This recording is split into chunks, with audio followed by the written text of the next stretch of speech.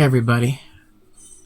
It's been a couple of days, actually almost a week since I have posted anything or even done a live. I was on a kind of roll doing them. I don't know, but I kind of fell off the horse on it. But I'm going to try to keep them to at least a 2 video per week, maybe more. But we're going to start off with this one. I'm starting off with this one because my real good friend, one of my best friends, and his name is Donaldson, he asked me a question today that I kind of didn't know how to answer because I had really not thought about it. But I've actually, the more that I thought about it, I've actually been doing something in the past 2 weeks, fairly similar. Not exactly, but fairly similar. At least I believe so. He asked me if I had ever heard of a term. I think it was like hemophilia or something like that. I mean, I don't know exactly what it is. Now, I've heard of hemophilia, and that's like a pun, like a play on words. You know, that's like an emo person who cuts themselves and stuff, being redundant. That it's a person like I said, like an emo person who cuts themselves, slits their wrist, whatever, but they're also a hemophiliac. It would be redundant because they would cut themselves to hurt themselves, but they would actually bleed to death. Well, it wasn't the same term, which I started looking at more of the way that he spelled it, and then he actually provided the definition for me. I believe he searched it and he provided the definition for me. I'll probably put that somewhere on the screen so that y'all can kind of see that screenshot. But basically what it is somebody who falls in love or into some romantic feelings for another person very quickly. And there are a lot of people that do it, a lot of people that admit to doing it, and a lot of people do not admit to doing it. But the way that I think we all do it. Some people admit to it, some people let it show easier and faster than others, and some people don't. Some people hide it really well. I am not one of those people that hide it very well. I can hide it a little bit, but not very well. And I'm guilty of doing that. And I know y'all see me moving around and touching my face and stuff. That's just me. I'm sorry.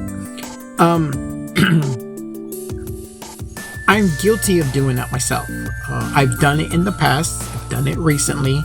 I've done it in the recent past. I've done it in my past since I was a teenager. I think I've done it ever since I was a child.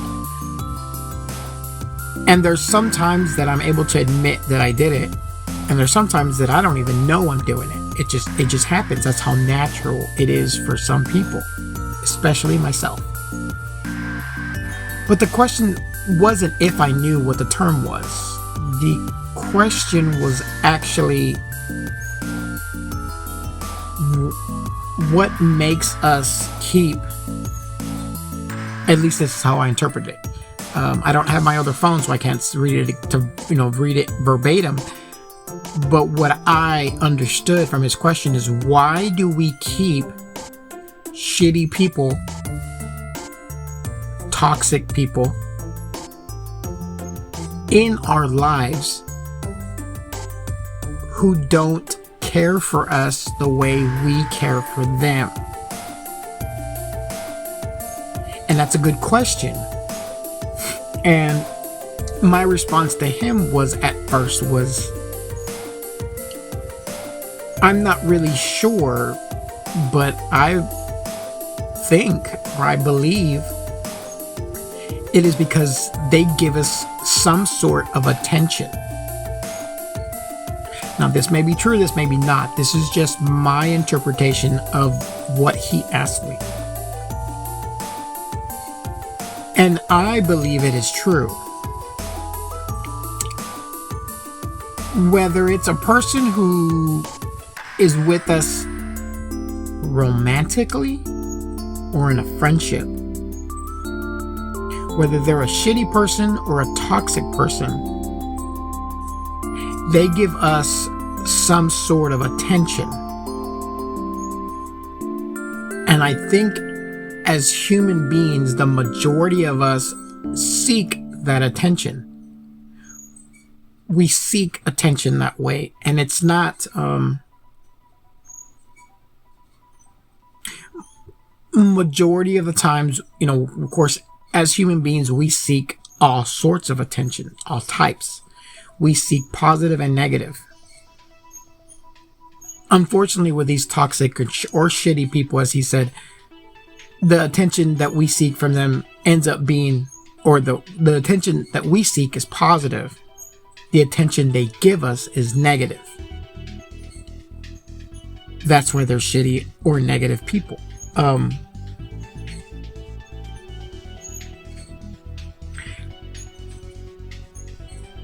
Why we keep them around is because for some reason there is something that we individuals, we like something about them. And he just texted me and my phone is over there, but I'm going to continue on and I'll probably stop and go get it and come back. But I believe that is what we seek, is just attention. And for some reason, we like something, we adore something of that person, that we allow them to treat us shitty, to be toxic towards us. Because it's either our heart or our mind, one of the two. They pull the wool over our eyes because we are so enamored with them that we overlook the toxicity. We overlook the shittiness. It happens a lot. That's where you hear that girls are in relationships, or women are in relationships with toxic men. But they like something about them. I guess it goes hand in hand with the whole saying that good girls love bad boys. I mean, I don't understand why, but there's something about a shitty ass guy being with a good woman and them treating them like shit, or treating them crappy, and them sticking around. They don't like the fact that they're being treated badly, but they like something about them in another way. Or maybe they like being treated badly, and then when they're treated badly, when they're sad, then the person comes in and apologizes to them. Or maybe they don't. Maybe they are like a glutton for punishment on it. But I mean, that is my interpretation. That is how I see it. I'm not saying it's right. Everyone has their own interpretation of that. But that's what I think. And like I said, we keep those people around because we like something else. Or another thing I thought about, which I mentioned to him, is maybe it is that we as human beings, we want to see the good in someone. We give them benefit of the doubt for showing us the good or having the good to bring out. And that may be another reason. And again, I'm going to keep saying, it may not be true. It may be true. I don't know. That is just what I think, my interpretation of it. But what is the real reason? I mean, what do you all think is the real reason why we keep toxic or shitty people in our lives? Why? I've never really thought about it because I've never really, I've experienced stuff like that, but I never really kept anyone in my life like that. Any of my exes that I've had that were shitty to me or did something to me, I never kept them in my life. As soon as I broke up with them, I didn't talk to you anymore. That's typical of what a lot of people, of what they do, but there are some people that do break up because the other person is toxic or is a shitty person. But then they go back and forth, back and forth, back and forth, or they still seek that person. I did that with my most recent ex, with the last ex that I had a few years ago. She told me the reason. She's the one that gave me the reason of why I said, I'm gone. I am done with this relationship. I'll share that with you and I'll tell why I left her. She didn't leave me. I left her. Well, she did leave me by what she said, but I'm the one that decided to physically leave because I could see there was no further future with us at all. Not if she thought that way. We were together for almost, I'm not going to say 9 years, because after the first year, there was a few months that we were not together because she cheated on me with her ex. With just that, if you watch this video, you know who I'm talking about. And you know that it's you. I'm not going to go into that. I'm just trying to give my example of how you and I did not end up being together further after what you said to me. So we were together for almost over 8 years. Or I would say 8 years and a half. So close to 9 years. Through that time, there was infidelity. A lot. Or I say a lot. For me, at least, it was a lot. Whether she would admit or not, whatever. That's not the point. The point is the reason. I'm giving the example because I'm trying to say how you flip-flop back and forth. Okay, so let me just stop getting into the whole feeling about it. When we were together for that long, eventually, I went to the doctor. I went to a nephrologist. A nephrologist is a kidney specialist. I went because while I was at work and I would come home, I noticed that my feet were swelling. Fluid retention. First signs that your kidneys are giving you problems. So I went to a nephrologist. He said, you only have a little bit of fluid in your feet. Your kidneys are starting to wear out a little bit. He goes, that's what it is. Don't worry. I will give you a pill that's going to help you excrete all of the fluid that you have, the extra fluid you have that your kidneys are not excreting normally. What is this called? Generically, a water pill. Medically, furosemide. Lasix. It was 10 milligrams. Very, very, very low dose. I went to fill it. I went home. I told her about it in the middle of the week because I went on a Wednesday. I went ahead and I had already scheduled that I was going to be off the next Friday from work because I was going to Austin to go to COTA, which is, the Circuit of the Americas in Austin, to watch the MotoGP with a coworker of mine at that time who was still alive. He's now since passed away. But we were going to go with him and some friends, and we were going to stay at a friend's house in Austin. This was the week before. She went from Wednesday, Thursday, Friday, Saturday. I guess this was stewing in her head. Sunday, we were in the house that we were living in together. And she used to smoke, so she was outside smoking in the backyard. And I, was looking for her, and I knew she was out there, so I went outside, and I was out there talking to her. We were just talking about stuff. She was smoking. And I don't know what it was, because I didn't say anything about the medicine. I didn't say anything. But what came out of her mouth was, because I believe she was stewing on it, or she was thinking about it, she said,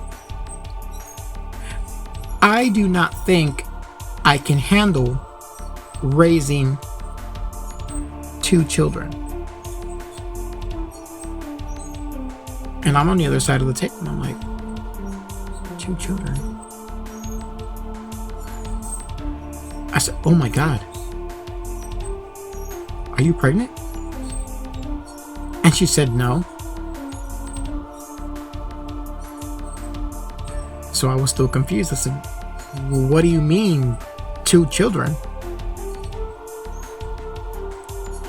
And she gets her cigarette when she took a drag, and she points, "You and her." Her was, of course, her daughter. And you was, of course, me. "What do you mean?" She then proceeds to take a drag of her cigarette again, and she sits upright because she was sitting at an angle with her legs on the side of the chair, and she sits upright. And she turns to look at me, and she says, "You are just going to be getting sicker and sicker, worse and worse. And then I'm going to have to take care of you."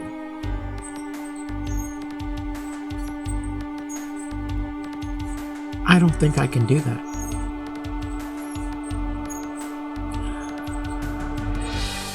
I heard these words, and they did not register at that moment, in that split second when I heard it.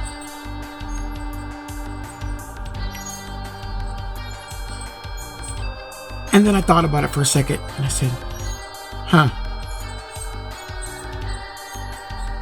She leaned back into her chair and continued to smoke a cigarette. I got up out of my chair and I walked inside. I went to the garage, sat there on my bike for a few minutes, got my jacket, got my shades, opened the garage, got on my bike, and I went to ride by myself. Like about an hour. And I came home. Opened the garage, pulled my bike in, turned it off, put my shades in my jacket pocket, went inside, didn't talk to her. We had a spare bedroom in between our bedroom and my stepdaughter's bedroom. I went into that room. We had a day bed, just in case we had a guest. I laid down on the bed.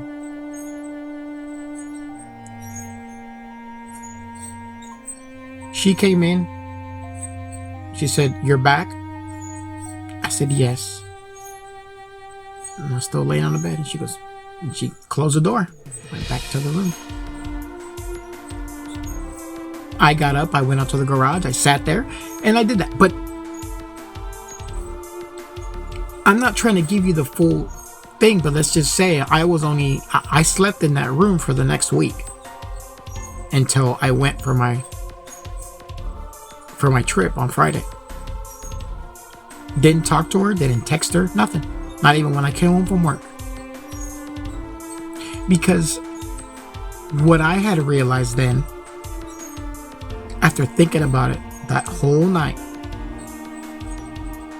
she never loved me. She may have loved me the first few months we were together in the first year before she decided to start and go and cheat with her ex-boyfriend, or one of her ex-boyfriends out of the many.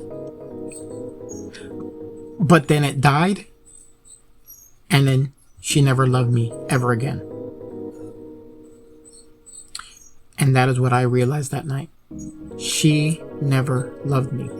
I loved her and her daughter, as which per her instructions. If I could not love her daughter, I could not love her. I did. But she did not love me the way I loved her. And that is when I realized she only wanted me for one thing. And that was not what I wanted. I wanted to be with somebody who was going to love me for me, however I ended up being, and not judge and not say, I love you to this much. This is the end of when I love you. Past this, whatever it is, sickness, age, whatever, after that I don't love you anymore. And that's what she did. She drew a line to how far she would love me. She never told me about it. And then she told me that day with what she said. Where my love for her and her daughter was boundless and limitless and unconditional. Hers was conditional.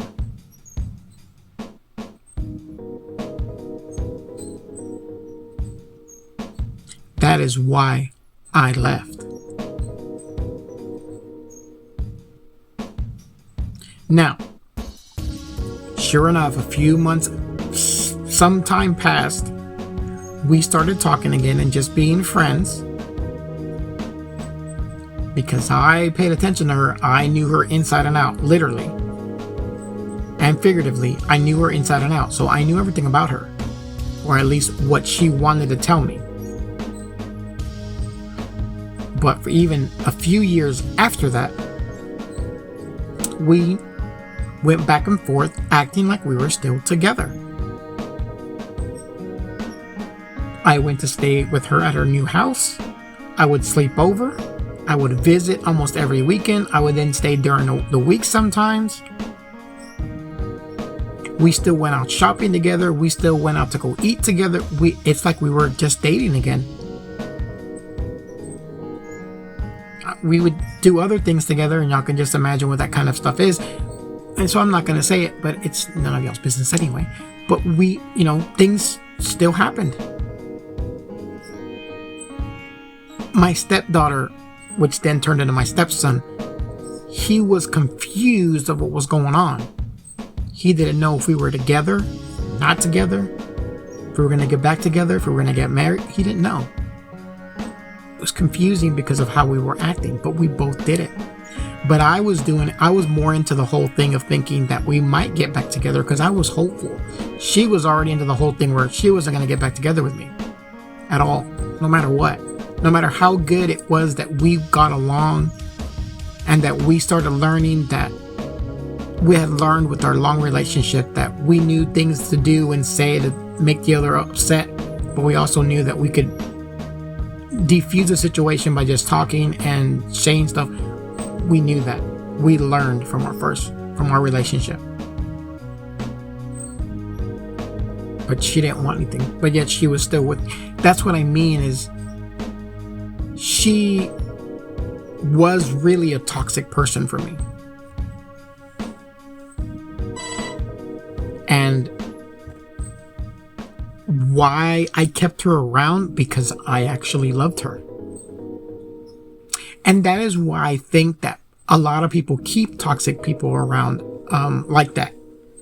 Especially people that have been in intimate relationships with somebody like that, is because that person still cares for the other person, where the other person doesn't give two shits in the wind about you. I mean, that's what I think. And it ends up being, like, it's not healthy. Keeping toxic people around you all the time is not healthy. Then you're going to become toxic as well. You keep negative people around you, then you're going to be negative as well. So that's, like I said, that's something that recently in the past couple of weeks I've been thinking about that too, and I've been trimming people like that out of my life. And I've recently become, in the past week, that I don't know, been just appalled about the things that I learn about some people that I've known for a long time. I'm appalled, disgusted, I'm disappointed about a lot of stuff. And I've decided that people like that, I don't need in my life. I mean, I'm already in a bad situation, I already am, by my own damn doing. I don't need other people who are going to go ahead and exacerbate the bad stuff, the negative sides of my life in my life. I don't. But again, the original question is, why do we let people like that in our life? And once we find out they're toxic or shitty, why do we keep them? Why do we allow it? And my honest answer, again, to my friend Donaldson, is I don't know. I have no clue. And he even said that he admits that he's done that he's let people be like that in his life. And I said the same thing. I've done it too. But I've never really thought of why I've done it. Just like he said, there's a root of why we do it, why we allow it. Just like they say, there's a root. Money is the root of all evil. That's true. That's primarily true.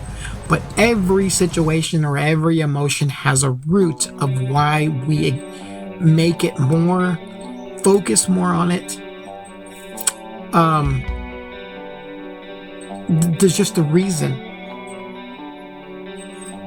But I, at the moment, even though it's been some hours since we have talked about it, he and I still can't figure out what the root is. Is it that we keep shitty people in our life because, like I said, we love that person, we care, and we want to see and give the benefit of the doubt of the good that they are capable of? Or is it the fact that we love them so much that we don't care if they treat us bad or good? We'll take either or to just get the attention from them? Or is it because we love to be, or we enjoy being treated badly? Now that I'm thinking about it, I mean, maybe. Because I have an old ex that used to treat me badly. And even though she treated me badly, I still stayed with her for a good while. So maybe that's what it is. Maybe, for me at least, maybe it's that I'm a glutton for punishment. I like being treated badly.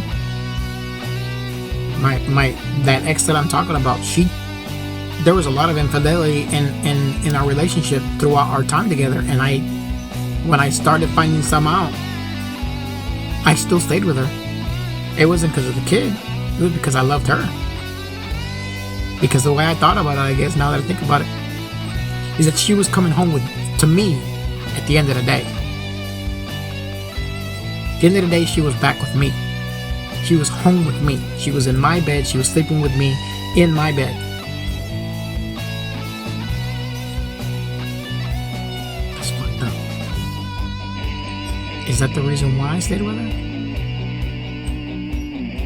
Damn, now I'm gonna be thinking about that more. But I just wanted, like I said, I just wanted to bring that up because I want to see what others think of that question for that situation. Like, what do y'all think? I mean, leave a comment. I want to see.